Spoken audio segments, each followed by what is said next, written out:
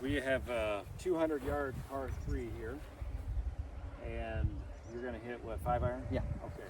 So, as a rule of thumb, what I teach to good players, which would be you, is that if you're in the fairway, which includes tee boxes, and you got a 9 pitching wedge or sand wedge, you can go for the pin from the fairway. If you have an 8, 7, or 6 from the fairway, you can go in between the pin and the fattest part of the green. Okay. And anything 5 below, you're going to take at the fat part of the green. Okay. That's for good players. So, you know, for not so good players, we're going to bump that up. Yeah. If you're in the rough, everything goes down in a step. So 9 pitch and sand, and it's going to be in between the flag and the fat part of the green. And anything below a 9, it goes to the fat part of the green from the rough. Gotcha. So you got a 200-yard par 3, and you got a pin tucked right, Yeah. with some nasty bunkers right at the pin. What are you going to do here? Drop it right in the center. Fat part of the green. Right in the center. Forget about the pin. Drop it in the middle of the green. That gives you more room for error. If you come off it and you miss it right, you might be right by the hole. Yeah.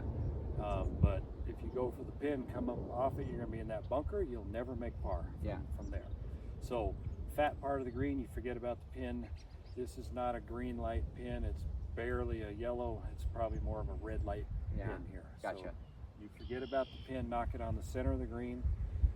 In perfect theory, you're going to 2-putt that, get out of here, and a 3 makes up some ground on the field. For sure. In something like this. Yeah. And so kind of my thought process, if you weren't here, right, and I was thinking about this, like, hey, we got a little wind off the right, kind of helping the draw, which doesn't make it good to that pin location over there. Yeah. You know, and then you have nothing but water left.